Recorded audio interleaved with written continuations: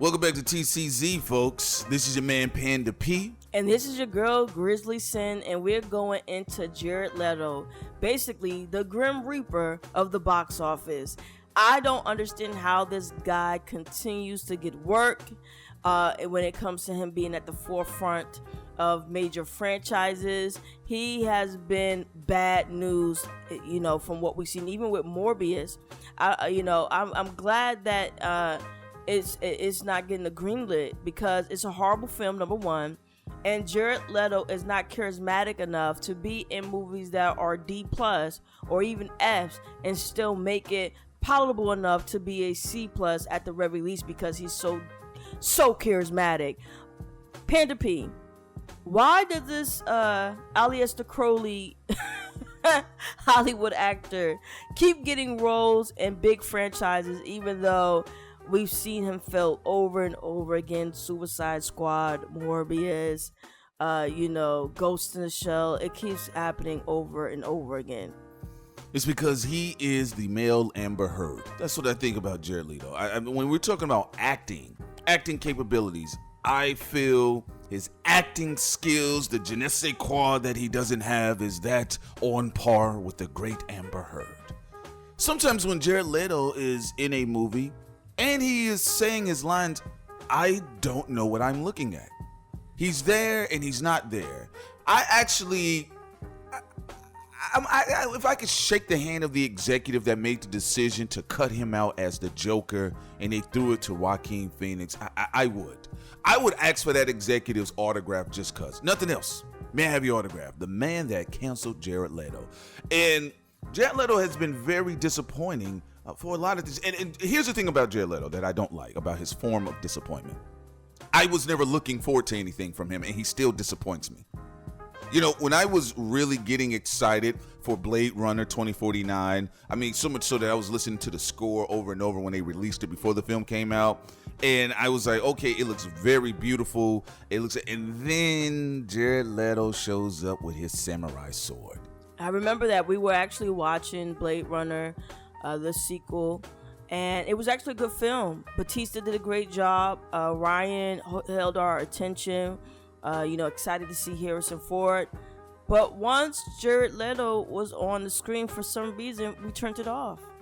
Can you speak to, because I don't think we're the only one, and this is no personal hate for the guy, but it's something about his energy that is just so not appealing. Yeah, I kind of consider him pest control for the audience.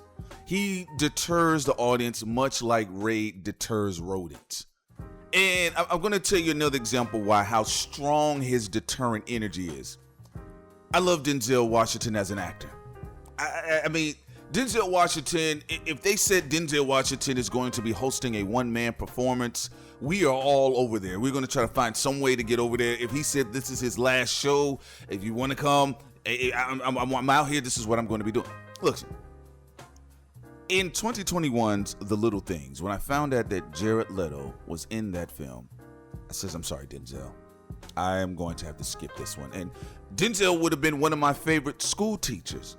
But if my school teacher was doing something that day that I was not interested in, or he was going to read from a book that I didn't want to hear, I'm going to have to pass a hard pass on it. Jared Leto, on average, no matter how much star power is in either film, potential, we turned off Blade Runner 2049, a long-awaited sequel, because we saw Jared Leto's face. I avoided a Denzel Washington film because of Jared Leto's face. And his poor acting, like how you coined him the Amber Heard of Hollywood. That's a great point. Why do you think Jared continues to get work in Hollywood when he has been shown to be box office poison? He is box office poison. I don't know. Maybe he's a powerful sugar baby. I'm just saying. Maybe that's what it is.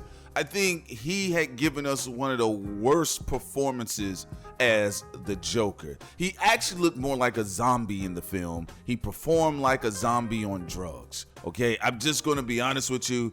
I have never found anything interesting. It was interesting. He has a creepy face, but he can never give you a menacing performance.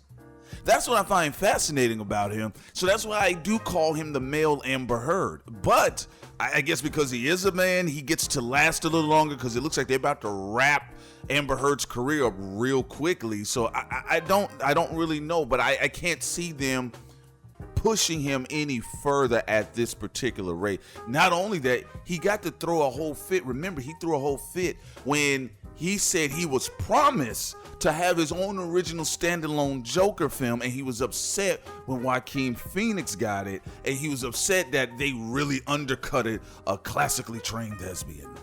You're not even close to the level of an actor as Joaquin Phoenix, who is a true thespian in acting.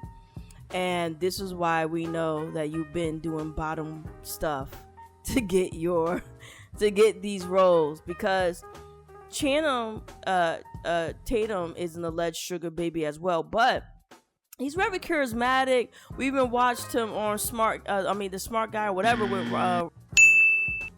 Ryan Reynolds. He was hilarious. He has good body acting as well. He's not the greatest actor, but he has a lot of charm to him, which is why some of the films he did do on his own did do well in the box office. So I understand why Channing, even as a sugar baby, is still seen as prominent. When I even see him on screen, he doesn't bother me. But it's probably because he stays out of the Abramovich, alias the Crowley space, because when you hold in most of your energy, you have something to give to the audience. So even as a sugar baby, you can give us some of your energy as the audience, where we can see your charisma. When you're doing that weird party stuff that they sometimes do in Hollywood, baby's blood, human body cakes and stuff, it tends to drain you a lot to where you have nothing to give to yourself or the audience. Hey, I rest my case on that one. Great job. You're right about it. Jesus, wow. Like, if you're that powerful to make me avoid a Denzel Washington film, I think you should. I think you have some things you should do some self-analyzation on. Horrible actor. Johnny Depp, it's great that he exists because when I look at Jared Leto, I get pissed off. I see somebody who tries to be a fake Johnny Depp. Right. Yeah, that's typically what I feel. I personally feel like, on the bottom end of the game, folks, I do believe Jared Leto is by far, along with the great Amber Heard, I think they're two of the greatest worst actors of all time. I agree. Like, for anyone who didn't listen, we broke down The Rock not having an original franchise, but he does have potential even at his 50-year-old age. He needs to stop being the janitor of Hollywood and taking over other people's franchises. But I will say this.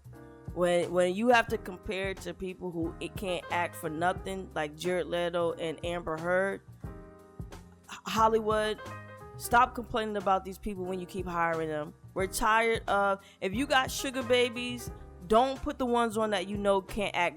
Have them do modeling or something else. Last thoughts, Panda P? Yeah, listen, I know he has a band called 30 Seconds to Mars. And every time I am seeing him in a film, I feel like I'm 60 minutes from hell. And on that note, subscribe and we're out. Peace.